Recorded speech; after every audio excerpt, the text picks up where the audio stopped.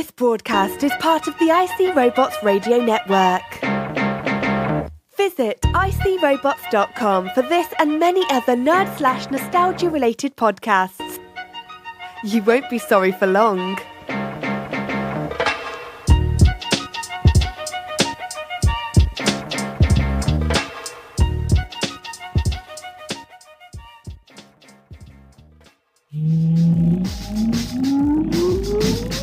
Countdown for blast off. X-5, 4, 3, 2, X-1, fire. I don't wanna grow up, don't wanna grow up. I don't wanna grow up, don't wanna grow up. I don't wanna grow up. I'm a Toys R Us kid. There's a million toys at Toys R Us that I can find. Welcome to the Toys R Us Report, recorded live on Jupiter's third largest moon, Callisto. Suckers don't last a minute, soft and smooth he ain't with it. Your host, IC Robots. Greetings, Earth people. I am from Jupiter. It is me again, IC Robots. I am not a hero, but I do sacrifice a bit of my week each and every week to make your week a bit less week. And this week, it is going to get so much less week. We got a super fun show ahead of us. We're going to talk about Black Panther. We're going to talk about a comic book show that I went to known as the East Bay Comic Con over in Concord. That was a hoot and a half, man. It's going to be great. There's going to be all sorts of other fun stuff. But until then, let's hit it.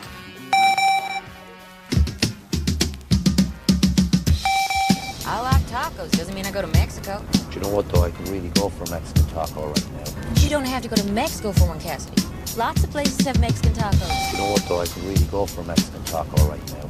Lots of places have Mexican tacos. Just like there's lots of jazz in Mexico. Mexi jazz. Exactly.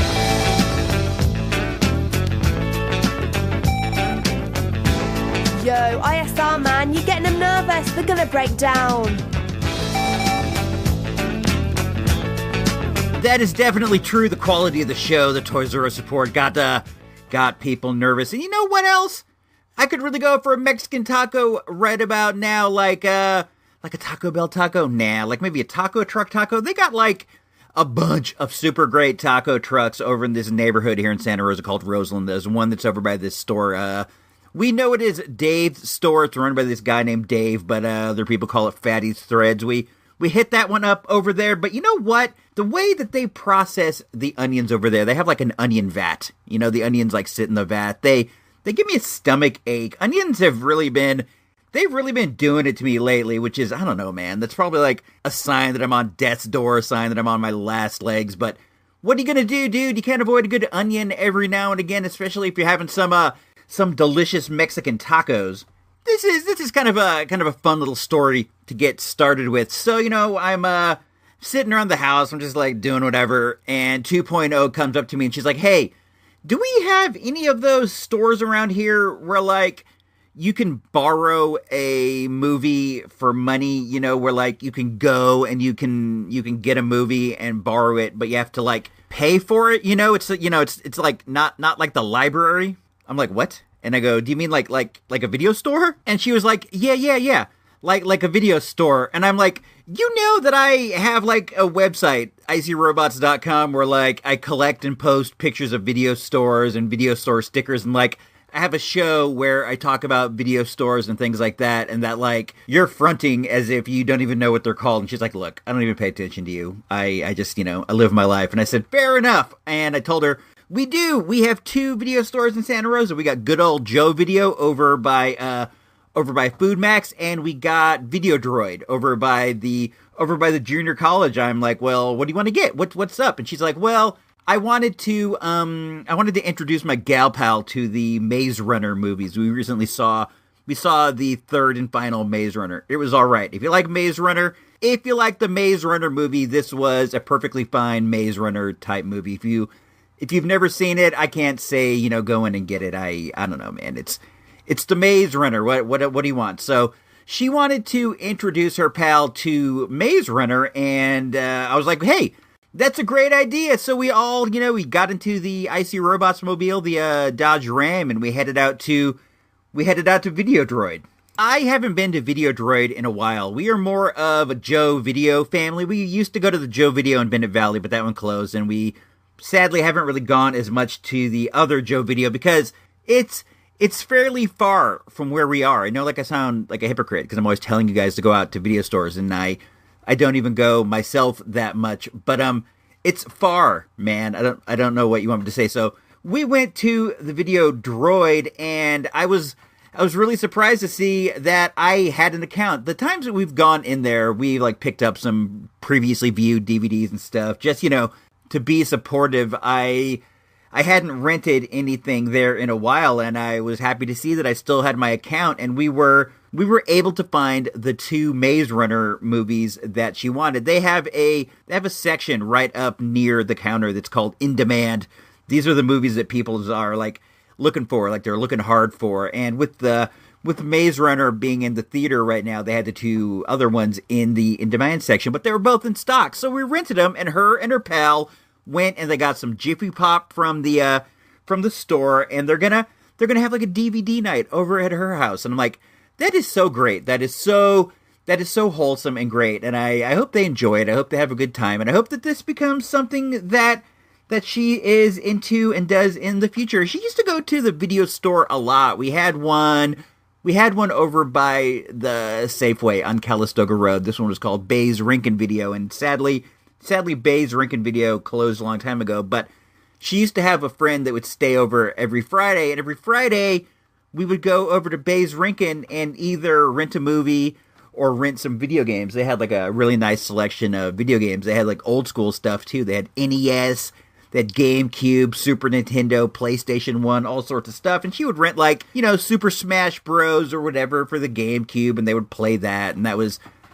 great, man. But that was many moons ago. It was so many moons ago that she forgot that they were called video stores. She thought they were called the place where you borrow games or videos for money.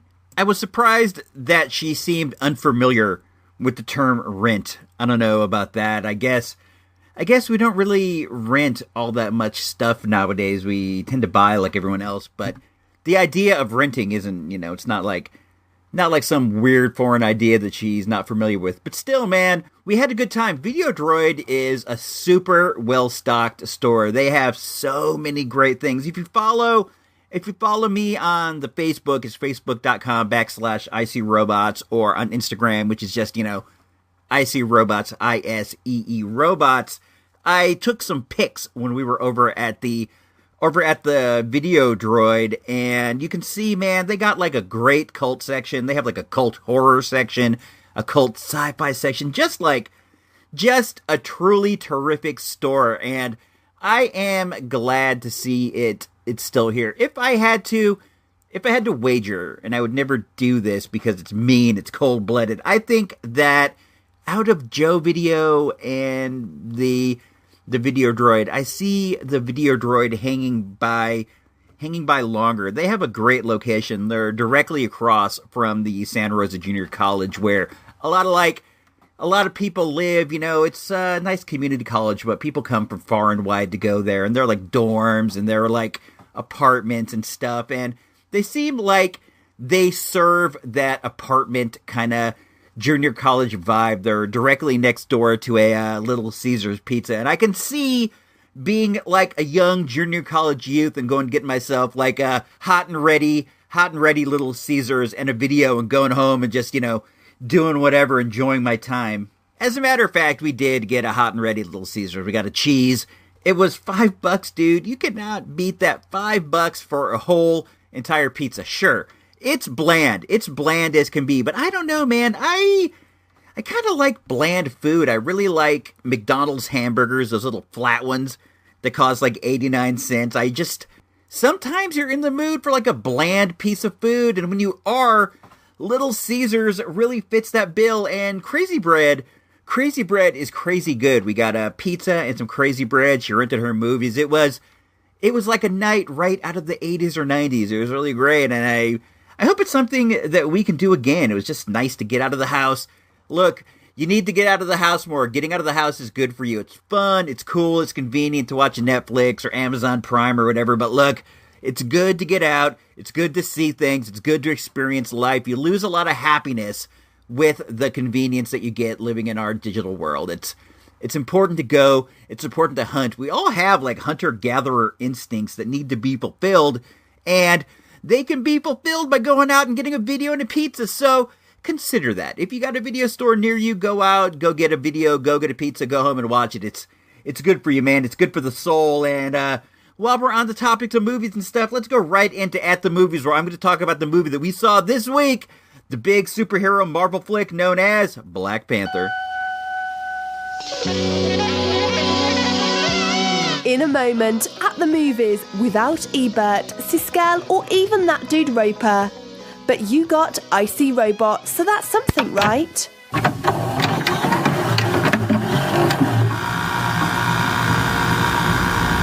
Must feel good. Sit here comfortable. What do you want? Your secrets. Your weapons. I'ma burn it all. This ends today. Who need a hero?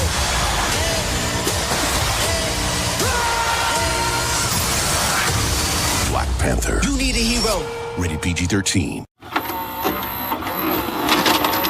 All right, here we go. I have been waiting for this forever. I play an online game called the Hollywood Stock Exchange. It's at hsx.com. It's pretty much a buying and selling of stocks games, but instead of businesses, you buy stocks in movies or movie stars or things of that nature. And I have been in this game for a long time. I enjoy it. I don't play every day or everything. Every once in a while I'll check in. Sometimes I'm more active than others. And I have this philosophy that's worked well for me. I buy movie stocks of pre-existing IPOs. If they put out I said IPO, I meant to say IP, intellectual property, not an initial purchase order. But if there is a stock about something that already exists, for example, a toy or a game or whatever, I will buy it if the price is right, because I feel like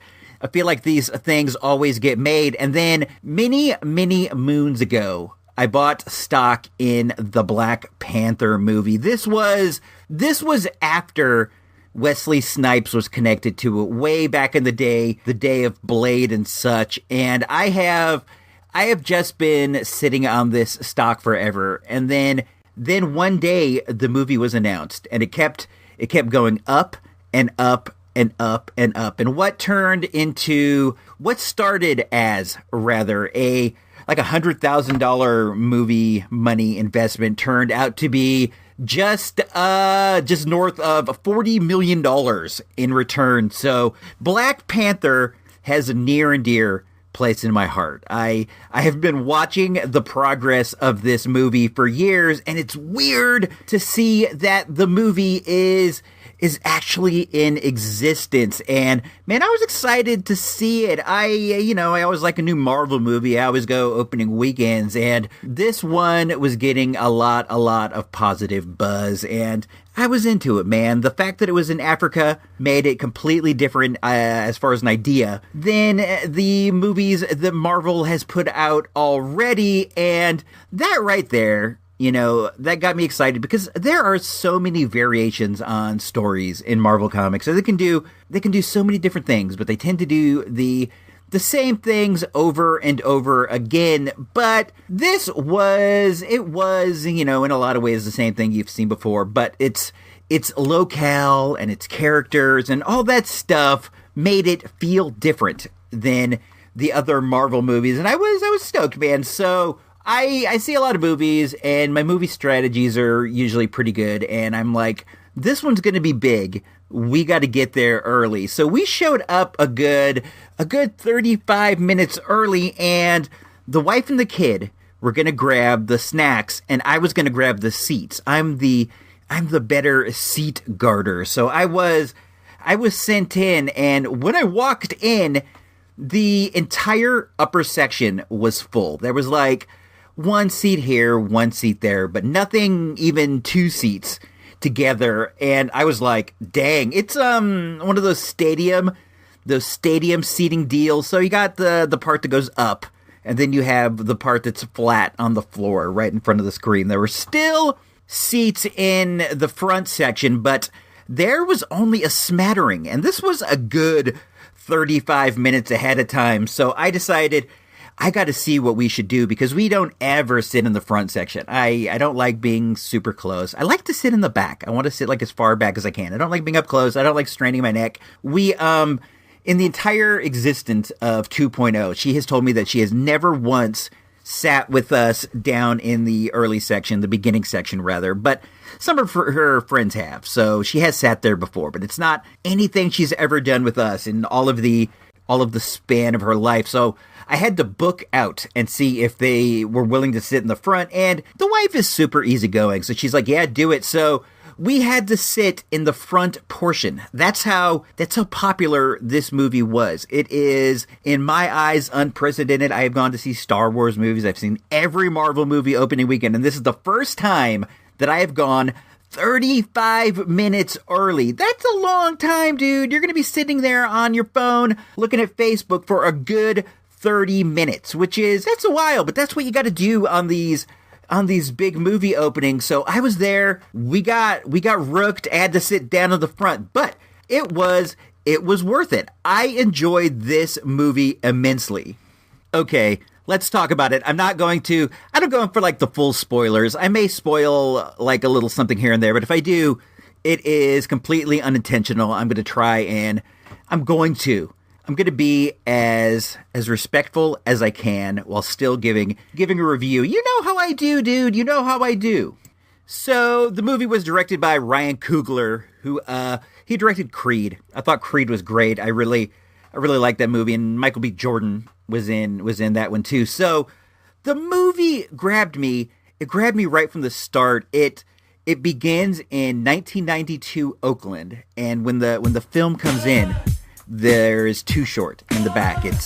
It was great, man. I loved it. They start off in the Oakland projects, and the story takes you all the way to Wakanda, and it's just so much fun, man. I can't explain that enough. This was one of the upper tier Marvel movies. You know what you come to expect in a Marvel movie. There's going to be like some action, some origin, some jokes. All those things are here, and they are in just the upper level. It's up in the Spider-Man Homecoming and the Winter Soldier, Iron Man 1 realm. Not like down in the Iron Man 3, Avengers, Age of Ultron, Thor 1, Thor 2 range. The movie stars Chadwick Boseman, who I believe he played Jackie Robinson in another movie that I saw part of on HBO, but I didn't get all the way through. I think Harrison Ford was in it as well. It's I know the Jackie Robinson story. You heard my baseball episode, dude. I know all about that baseball stuff.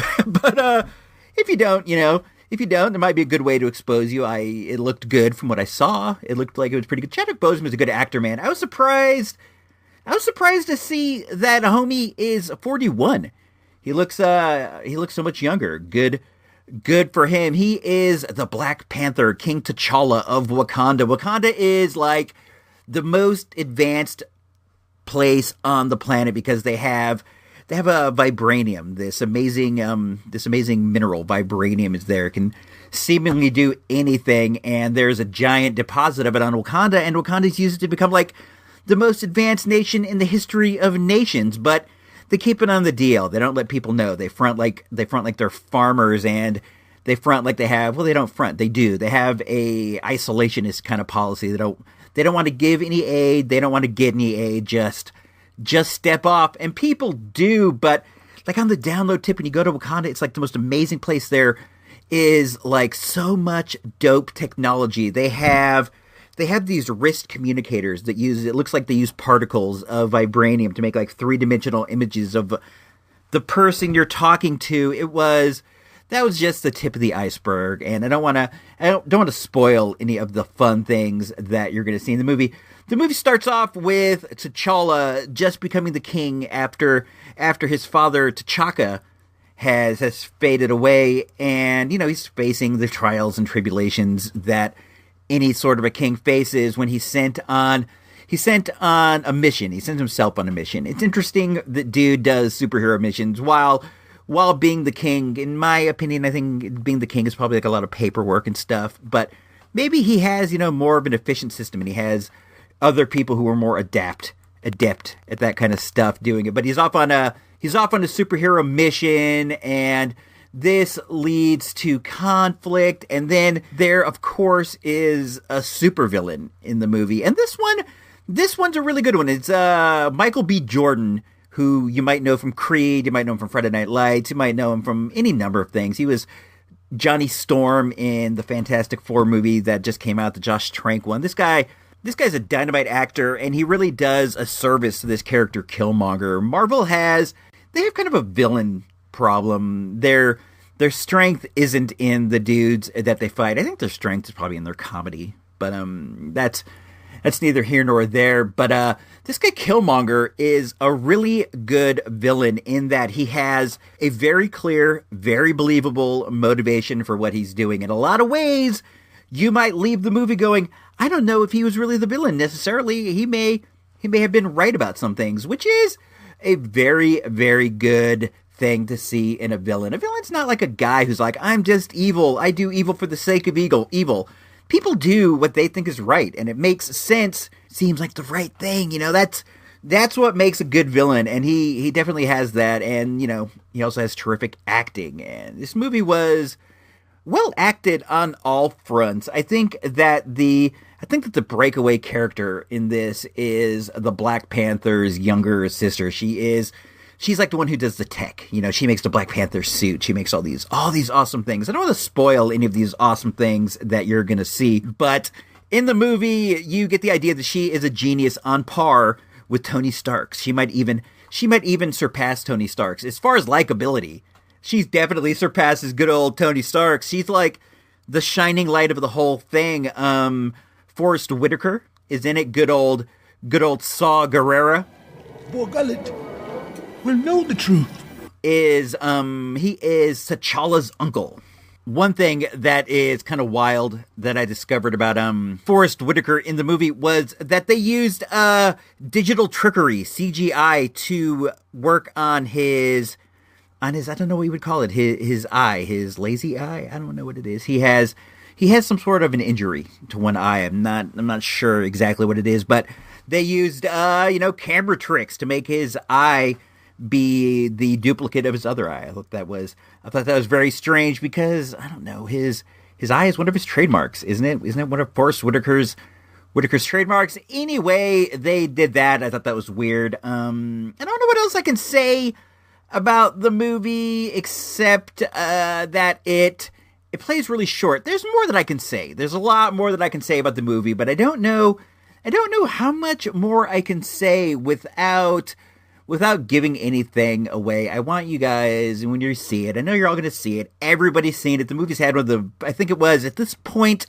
the 5th biggest opening weekend in history. That's so dope. And you're going to see it. Everyone's going to see it. Everybody has probably already seen it. But if you haven't, I want you to go in as freshly as you can. I imagine that Carlos over at Geekfest Rants is going to have a more in-depth review coming up pretty soon. He sees all these movies too, dude, and he goes deep into it. So if you've seen it and you want to know all the deets, wait for the latest Geekfest Rants. I just try to tell you whether I liked it or not without ruining anything for those who haven't seen it. I go the more Siskel and Ebert tip.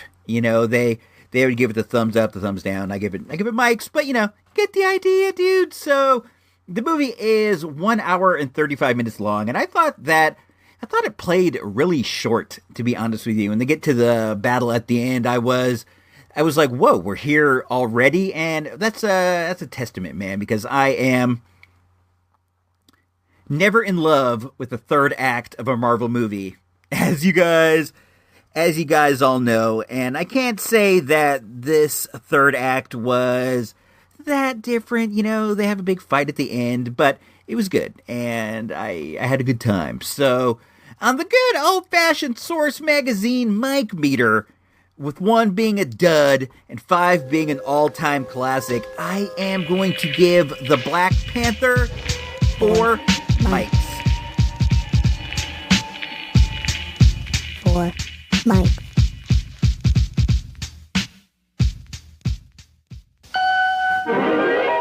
Tonight's program has been brought to you by richer, stronger Hills Brothers Coffee and new Instant Hills Brothers Coffee, the first instant coffee that smells like coffee. And Kellogg's Sugar Frosted Flakes, Kellogg's Special K for bodybuilding protein, and Kellogg's Rice Krispies, Snap, Crackle, and Pop.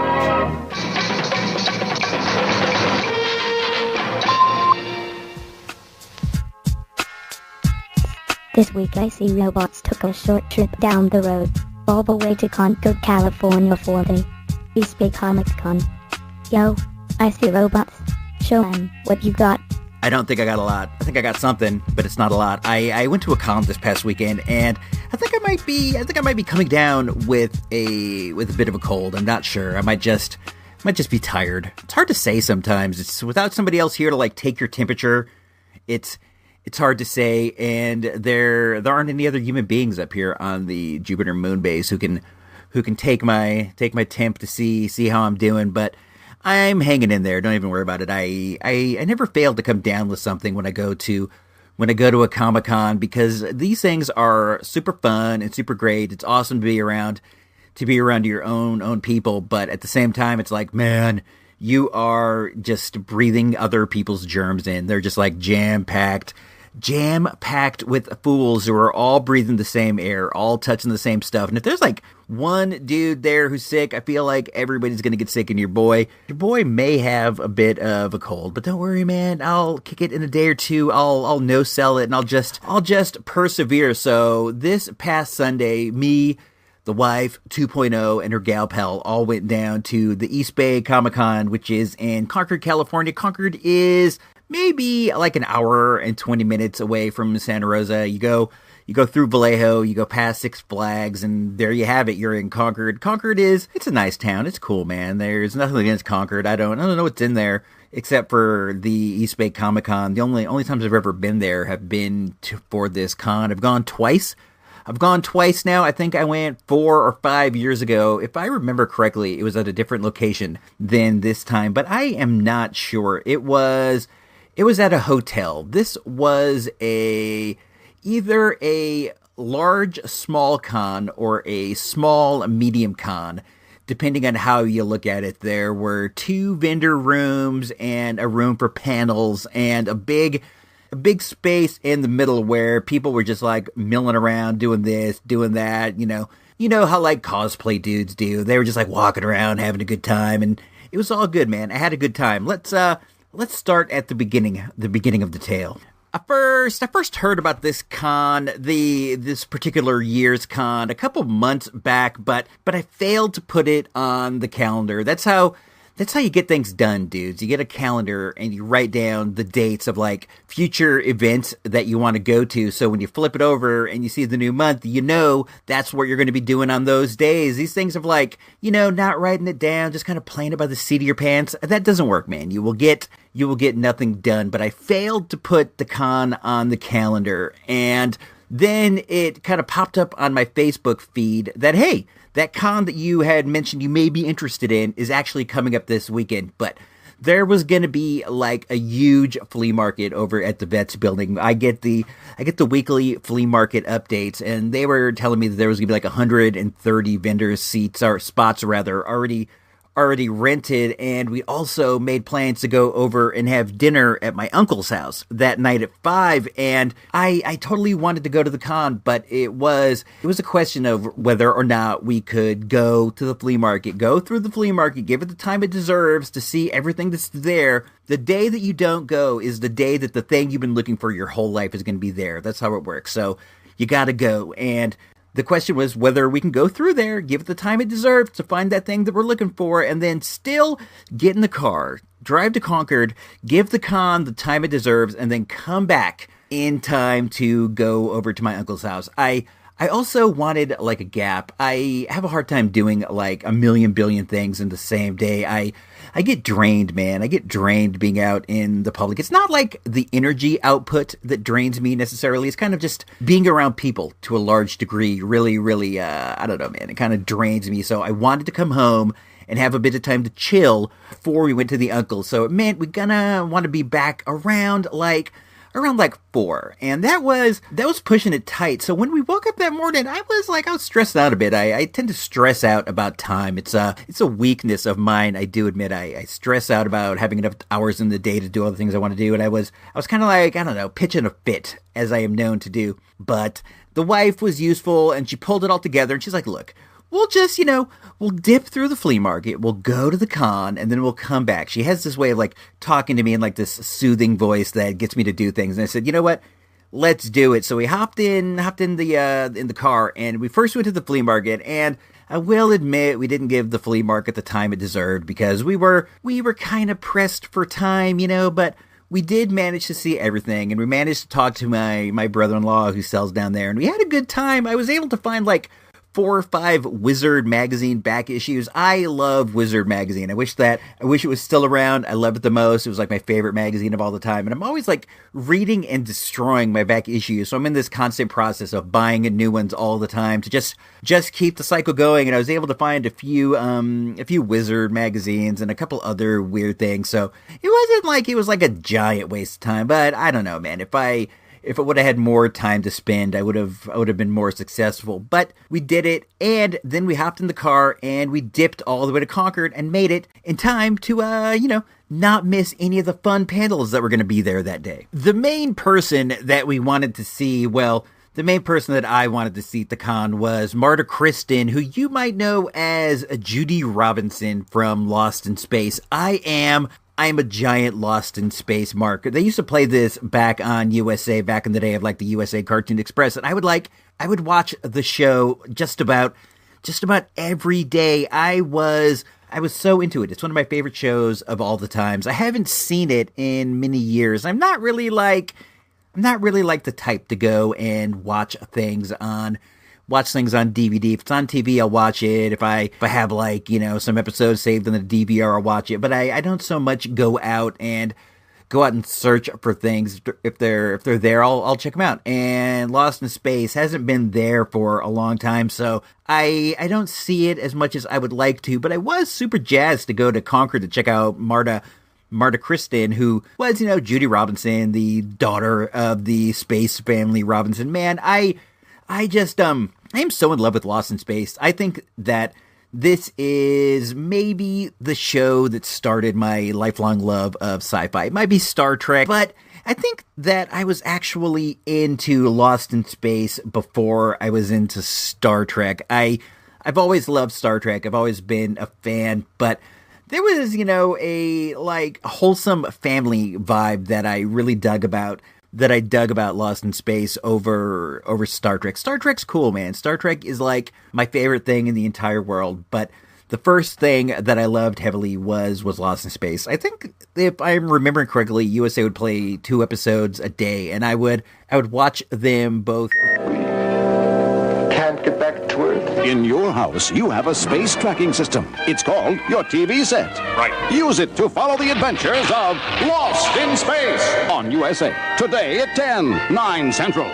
I never really thought about seeing a Lost in Space panel. It wasn't something that really occurred to me. Usually the panels I go to are like comic book writers and things like that. So when I saw her name pop up on the con list, I'm like, that's going to be great. And I couldn't wait to go see it. I'll get to that in a minute. I'll talk about the celebs and such that I saw after I talk about just like the general vibe of the show.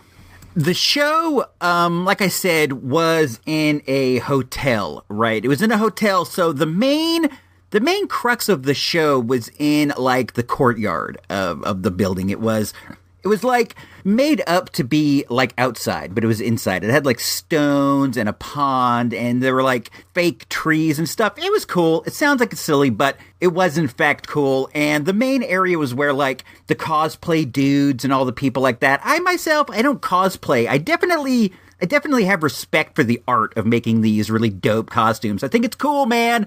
And I respect people who can put themselves out there like that. Like, I respect somebody who can wear a skin-tight Wolverine suit and go out there and put himself, right in front of everybody. It's great. I wish I had that self-confidence. I really dig seeing it. There were like a ton of Deadpools. There are always tons of Deadpools, and there are always like variants on Deadpool. I'll tell you, man, I never saw the success of Deadpool that he is having nowadays. I was like into comics and stuff when he first appeared, and people took to him and people liked him, and I could see that he would be like an inside popular character, like a Lobo. Lobo, who's actually in talks to star in a movie, the DC's Lobo. He might star in a Michael Bay pick, so who knows? But it seemed as if he would be like an inside character, like a Lobo, like a Guy Gardner, like somebody like that people dug. But dude, he took off so big. He's like, I swear, he's the biggest character nowadays when you go out and you see cosplays. I saw a Golden State Warriors. I saw a Steve Curry Deadpool. I saw a Sherlock Holmes Deadpool. I think it was a Han Solo Deadpool. He had like the pants with the red stripe and the vest. I think it was. I'm not certain. I didn't get close enough to investigate.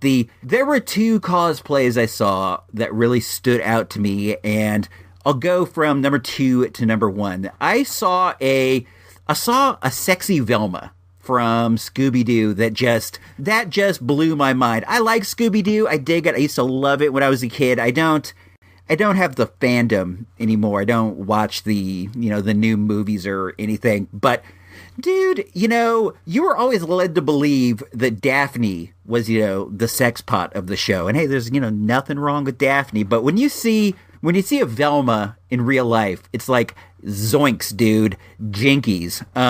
So I saw a sexy Velma. You stop that. And the single best cosplay I saw the entirety of the day was, are you getting ready for this? It was Mr. Sensational Gino Vega's personal favorite wrestler, the big dog, Roman Reigns.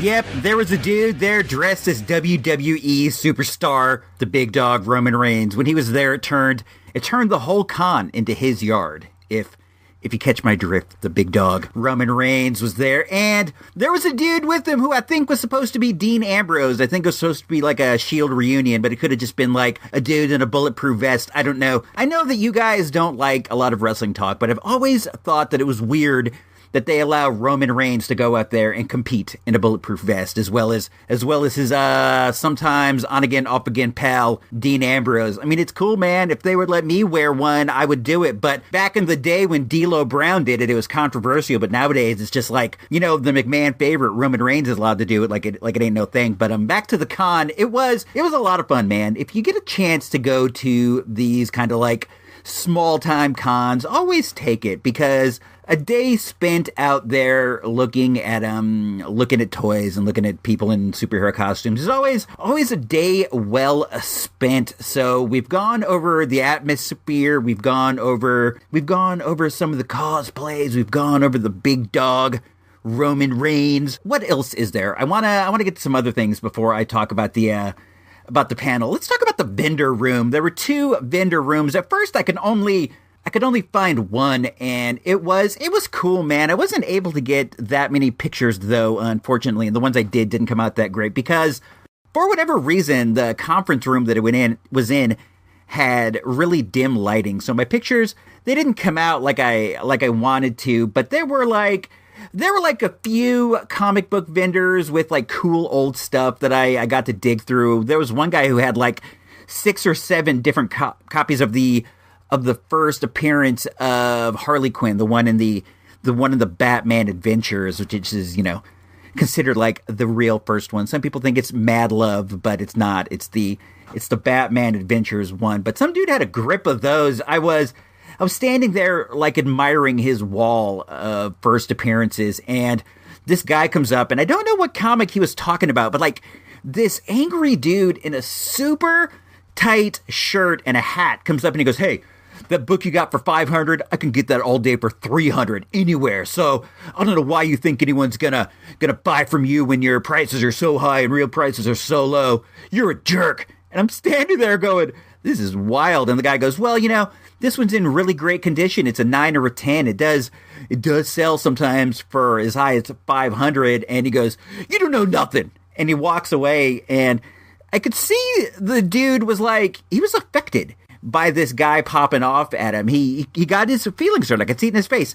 That's something you got to think about. Like, I don't try to pop off to dudes in public because I don't want to hurt somebody's feelings. Sure, I get my anger out, and maybe they do deserve it. But when people get yelled at, man, it hurts their feelings, and it's never a good idea to intentionally hurt the feelings of another, man. That just brings bad vibes out there. And I could see the dude I could see he was a bit down, so I decided I was gonna try to crack a joke, and I said, man, he really told you. I said it in like almost that exact voice. I was trying to be like over the top sarcastic, but the guy looked at me, and I think that I hurt him too. He looked like, now this guy's on me, and I'm like, dude, I'm kidding. And I don't know if he accepted that or not. I tried to lighten up the situation, but it may have only made it more heavy, so you can blame that one on me if you're listening to the guy. I apologize.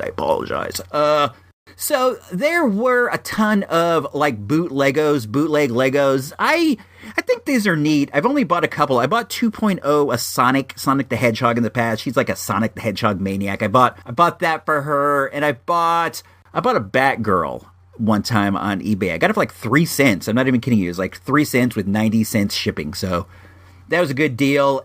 But these are like all the rage if you go to flea markets or you go to cons, and I'm cool with it, man. They make Lego figures of all the properties that Lego doesn't get to. I saw Star Wars ones, I saw G.I. Joe ones they were different than the Creos, the G.I. Creos that came out a few years. I saw G.I. Joe ones, I saw Star Wars ones, I saw some Planet of the Apes, I saw a dude who had a bunch of Godzillas, I saw luchadors, there was Mil Mascaras and Atlantis. It's cool, man. I dig it. I'm not really gonna like be into the market for them all too often, but I dig it. There were lots of just like random toys, Marvel Legends, the dudes from our local antique toy shop, the Bat Cave, were there. Dude had some boxed Star Wars stuff that was neat. There were t-shirts. The wife picked up a Star Labs t-shirt that she's wanted for a while. There were a lot of vendors with like $5 graphic novels.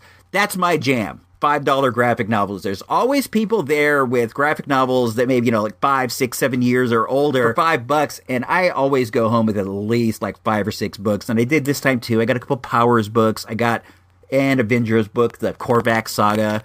I got a G.I. Joe. I got an Ed Brubaker Avengers one that I'm not familiar with. The Avengers Project, something like that. I'm looking forward to reading that. I got all this fun stuff, and I don't know. It was cool. That was only the one vendor room, and I didn't find the other one till later. We went to the panel, the Lost in Space panel, and then after that, when he came out, 2.0, I was like, ooh, I found the other vendor room, but it's mostly weeb stuff, weeboos, like white kids who like Japanese stuff. So she's like, there's the weeb room over here. So she went through the weeb room, and she's a bit of a weeb, and she got some plush, and she got some stuff. Her and her gal pal got a couple plushies, and I don't know, man. They still sleep with stuffed animals despite being like practically seniors in high school. But hey, that's cool, man. Wholesome stuff warms my heart. All right, so now let's talk about the Marta Kristen panel. Marta Kristen was Judy Robinson on Lost in Space. I talked about my admiration for Lost in Space earlier. We got to the panel late. We were just running behind, and I kind of opened the door a bit, and I wanted to see if it would be okay to like run in after they've already started. I sort of peeked in, and Marta Kristen saw me and said, come on in. So me and the wife ran in, and we got like up into the upper corner. All the seats were taken. This was in it was like a stadium seating, small hotel conference room. She was down at the bottom. We were up at the top, and man, the room was hot. For whatever reason, they didn't have the air conditioning on at the time, and I I was straight dying, dude. Your boy wilts in the heat. I don't mind it that much. I live in California, but like extreme heat and stuff, I don't have the strength to go to the length, as it were. So I was struggling right from the start, but Marta Kristen was super duper nice. She answered a lot of like basic questions, the run-of-the-mill stuff, like, what was this guy like? What was that guy like? And everybody was nice. She was a nice person. She didn't slag anybody at all. She did tell one story, though, that I thought was interesting. Somebody said, Marta, you were born in Finland? And she goes, I was. He goes, how did you come to be in the United States? And she goes, well, that was an interesting story. She says, as many of you know, Finland was involved in World War II, and I was born around that time. My mother fell in love with a German pilot, and they had me, but after the war, there was a stigma on German babies, so they had to smuggle me out of the country, where I was adopted by a nice family in San Francisco, and they raised me as their own. But as you can imagine, there was a stigma against German babies here in America. So I faced a lot of bullying and such. I can imagine, dude. Finland was on the side of the Axis during the war, and, well, she says German, but what she means is Nazi. Her father was a Nazi pilot. And look, man, I don't hold that against her. You have no say in where you're born. You have no say in who your parents were. It's all just, a matter of chance.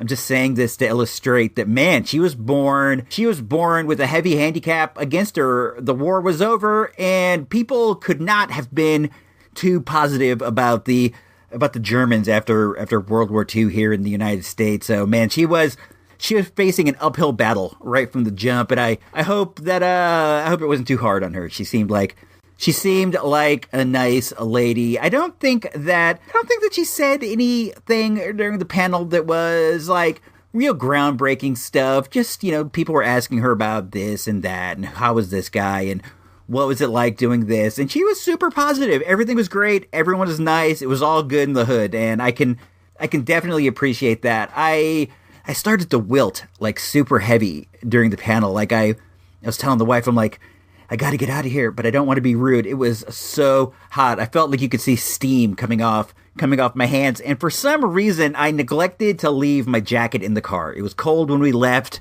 hot by the time we got to Concord. And I was wearing my coat, and I was just like, I was getting wilty. And fortunately, she stopped just in time, and I made it alive, but I was 100% faded. We hadn't eaten since breakfast, and I need to keep my blood sugar up, dudes. I was starting to fade, but fortunately the wife saw some Girl Scouts selling cookies, and she bought some Samoas, and I had to sadly break my sugar embargo, but it was an emergency. I was dying, so I ate a couple Samoas, and I snapped back into it, and I had a great time at the con. Dude, this was a really good time. I enjoyed Concord Con. I enjoyed it the times that I've gone before. It's put on by the dudes who put on SAC Con and SAC Anime. They put on a nice show, really well-run event, and they give you lanyards, which I like. I like having a lanyard as a souvenir from an event. I have like I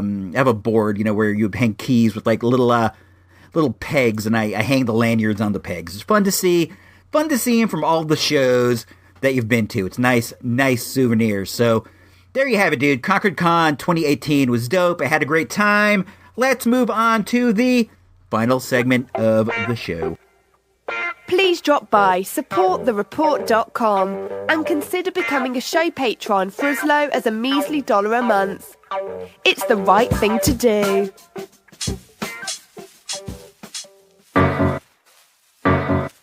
You've made it this far. It's time. The final segment, your weekly toy shop update, the Toys R Us report. That was weird. Kind of a blast from the past, because as you all know, this segment is called the Popcast something or another. I always forget what it's called, but that's what it used to be called. I don't know, man. Cool to hear that blast from the past. Let's start off with something a bit fun. We got a we got a couple new iTunes reviews, and if you guys want to go out there and leave the show review on iTunes, I would appreciate it the most, because this is how you get noticed and whatever. This helps you a lot, and if you just give me one, it doesn't cost anything, only takes a sec. I'll read it on the air here. Let's see, we got 2 this week. That's cool, man. So let's take a look at what's going on. The first one is Toys and Us. It's a 5-star review, and it said, "If it wasn't for the fact that I'm in love with icy robots, I would still write a beautiful review." He spelled beautiful wrong. He is witty, adorable, says dude, way too much, it smells wonderful. I wonder how that is known. I listen to his shows with glee and admiration, and I love every second. Listen and love. Oh, this is from Zerb. This is from Zerbinator. That guy's a questionable character, to say the least, but I definitely appreciate you leaving that review, Mr. Zerbinator. It was quite nice of you. And then here's another one that said, "One reason Wednesdays are good now. They weren't before, now they are." So appreciate that. It's another 5-star review. "Clever and affable host, excellent production values, a lot of thought and heart goes into every episode. I'm not into toys, wrestling, or movies, but I tune in every week because Icy Robots is always a good listen." That's nice. Oh, that is from the Sausagetarian, who's my good friend Sarah Burr. I used to work with her back in the day. So that's 2 reviews from 2 people I know. Sarah and I used to work together, and she helped to make a lot of long, boring days a lot more fun. She's a great gal. She moved to Marietta, Ohio. We haven't seen each other in a while, but we still email. I am not good about emailing back. I apologize for that.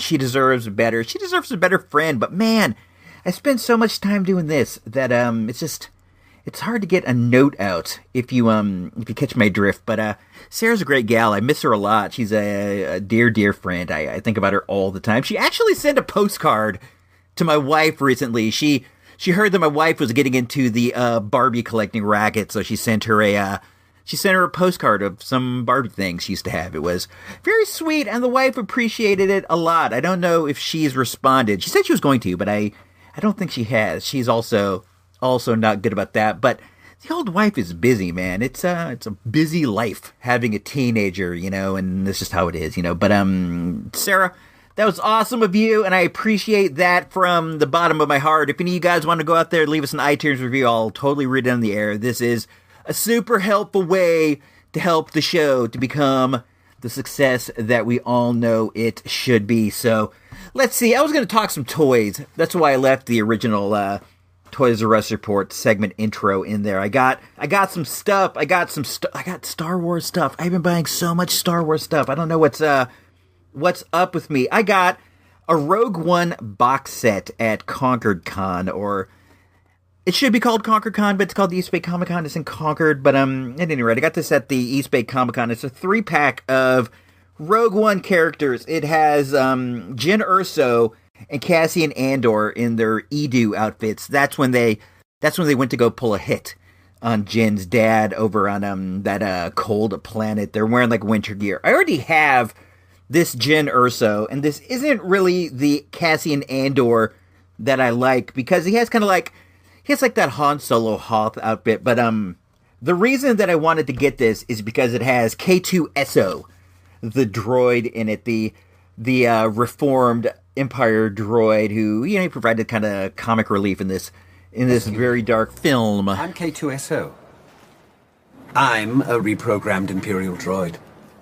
I remember you. I wanted him, and the whole thing was only $7. K2SO cost $7 by himself, so I thought it was cool, and I'll put Cassian Andor out. He's dope. Nothing wrong with him. It's not the outfit I wanted, though. I want his outfit where he's wearing like that coat, and he's, just more like his normal self, rather. I like it, though. I got it at a good price. I haven't opened it up yet, but I am going to do so soon. And let's see, what else did I get? I got a couple dolls, to be perfectly honest with you. But they are Star Wars dolls. I got a Jyn Erso, and I got Rey, Star Wars Forces of Destiny dolls. The wife bought these for me. She saw them on clearance over at Target, and she picked them up. But They are, they're kind of like Barbie dolls. In a way, they have, glamorous faces and rooted hair like a Barbie, and Jyn Erso has a vest and stuff. Ray has a bunch of clothes. So far, I've only opened up the Jyn Erso, and I gotta admit, I kind of like her. She has a holster, her boots come off, she has a gun that goes in the holster, she has a vest, and she has that like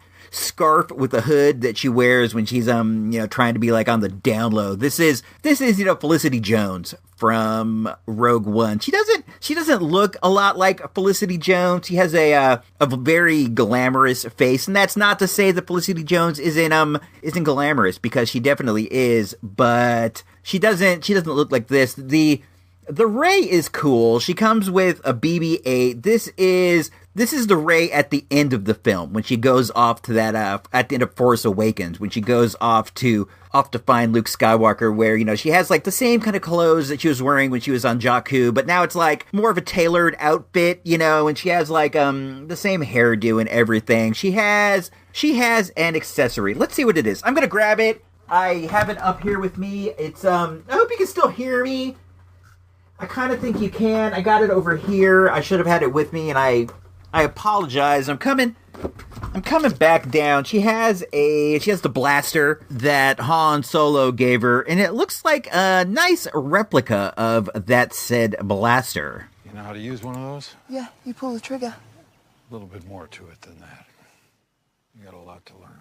And then she has a lightsaber, not the staff. So this is probably actually a Last Jedi Jyn Erso, and she's all dipped out like a Jedi. Yes, I would say this is the Last Jedi one of her. I like it, man. I haven't opened it yet, and I a long time ago gave up on the idea that boys don't play with dolls. As a kid, it has to be like an action figure. It has to be like 4, 5, 6 inches, or else you're becoming a bit of a wuss playing with dolls. But man, once you start learning, like, your toy history, you start thinking of, like, Migos and old school G.I. Joes and stuff, and you realize dolls are just big action figures, and in a sense, dolls can have better accessories because they don't have to be made, like, super small. They can be a bit bigger. They can have better details. I don't know, man. I like this. It was a very, very thoughtful gift from the wife, but man, I have been going bananas with Star Wars stuff lately. I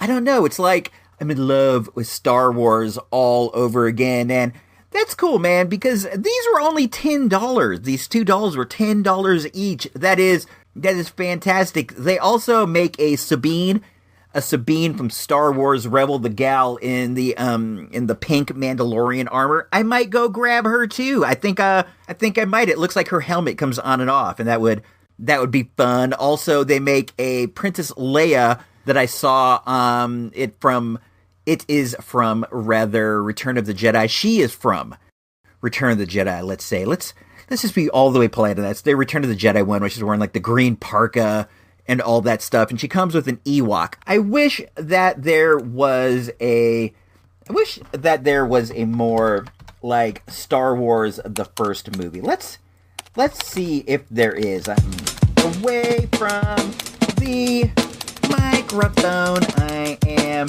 Oh, they do actually make one. It is a Princess Leia Organa, and she comes with R2-D2. It looks like that one. That one is available at the Disney Store. Is that a Disney exclusive? The indoor one here online is $34.99. I know it is actually quite a bit less. That's off Hasbro.com. That's probably going to be like your most expensivest way to get it. Let's see. Yeah, they do make a Princess Leia. She comes with an R2-D2, and it looks like she's in her Hoth gear. Very, very good choice. I am definitely going to cop that, if not just for the little R2-D2.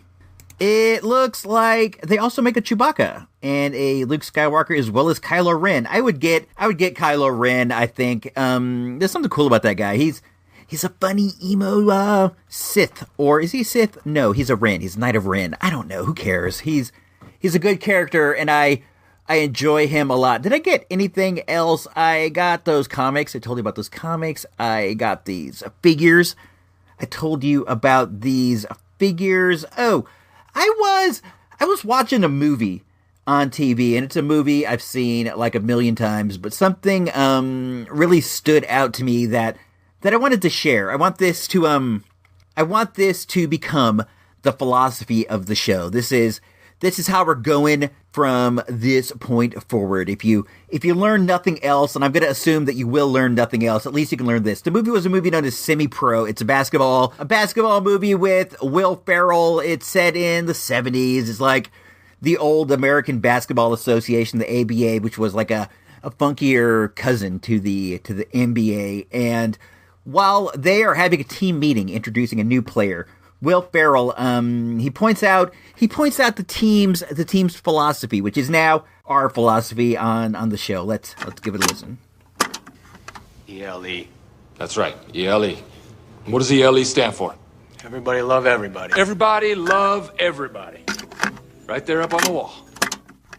E.L.E. dudes, everybody love everybody. It's right up there on the wall. I got a sign right here in the moon base. It says, everybody love everybody. It's really that simple. It sounds like it might be hard. And when I say love, I don't mean like romantic love. Don't be like trying to smush up on every chick you see thinking that's what I mean, because it's definitely not where I'm coming from. I'm meaning just when you see somebody else, consider that they are just as alive as you are. Consider that everybody is in the same condition that you are. You're alive. You want to have a good day. You want to go through. You want to do whatever. Assume that they are doing the same and that they want the same, and treat them like how you would want to be treated yourself. It's the good old golden rule, but let's take it up a notch. Let's actually try to be a bit more considerate and a bit nicer and just a bit more everything than we are being right now. Everybody love everybody. It's right up there on the sign. If you learned anything today, I hope that's what it is. I'm trying to live with this philosophy in my heart, and it's really improved my general outlook. If you just look out there with the feeling of love for all your fellow men, you know, it's gonna perk up your mood. It's difficult. Some people, you know, they make it a bit hard to show that love, but that just means you got to try a little bit harder. So there you have it, man. Make sure if you got a couple extra bucks, hit us up on Patreon. It's at supportthereport.com. All the funds that go for paying for, you know, the hosting and blah, blah, blah, blah, blah, blah, blah. That's our Patreon. And I give back, dude. There are a bunch of shows over there that are only available there. There's Real Wisdom. There is IC Robots Radio, my old hip-hop mixtape show. Those are a hoot and a half, dude. Supportthereport.com. We have a Redbubble store. You can find that. Go to icrobots.com, ISEEROBOTS.com. You can go there. You can see all the stickers. We got shirts. We got all kinds of cool stuff. Also, the Super VHS tape is for sale. That's great. It's a 2-hour mixtape of stuff that I grabbed off other old weird videotapes, station bumpers, commercials, bits from shows. It's fun. You can get that for $9.99 PayPal shipped. That's cool. Hit me up on Twitter if you're interested in that. That is at ICRobots, or on Facebook, facebook.com/ICRobots. If you're not already a member over there, that seems to be like the main hub where all the cool stuff goes down. So hop on over there, join that. Next week, we're going to be away from the Jupiter moon base. So we are going to have a pre-recorded episode of the audio handbook of the Marvel Universe. I really enjoy that show.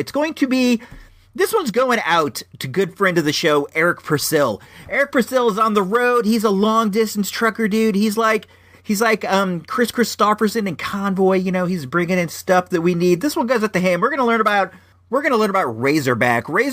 He's a long-distance space trucker in the Marvel Universe. It's a lot of fun. I definitely feel like you guys you're gonna enjoy this. So tune in next Wednesday for that. But then the week after that, we'll be back with something fun. We're going to take a look at Generation 1 of G.I. Joe. This is something I've been wanting to do for a while, but I finally got I finally got my references in order. I hope to go through over the next few months, like G1, G2, G3, and if it's fun, we'll keep it going. I love G.I. Joe, and G1 was my favorite. That's where you get your first look at Scarlet, Snake Eyes, Grunt. All these cool characters started off at the very beginning. I think that was 1982. So we're gonna take a good long look at that, and that'll be cool. So until then, this is me, Icy Robot, signing off for Engineer Emily, the Incident Pod B,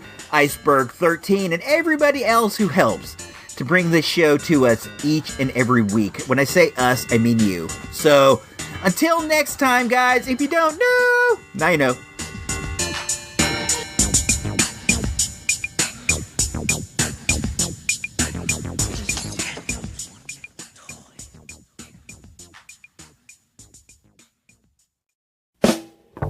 This has been an IC Robots Radio production. IC Robots Radio is a listener-supported endeavor. If you like what we do and we make your day a little easier, please consider tossing a few bucks our way to help keep the life support running. All money collected goes to help us prepare for future space pirate attacks. Go on over to supportthereport.com for all the details. Thanks and have a great week. Hey, I got a ring up here too. Mine says love. Think about that. Everybody love everybody! Come on!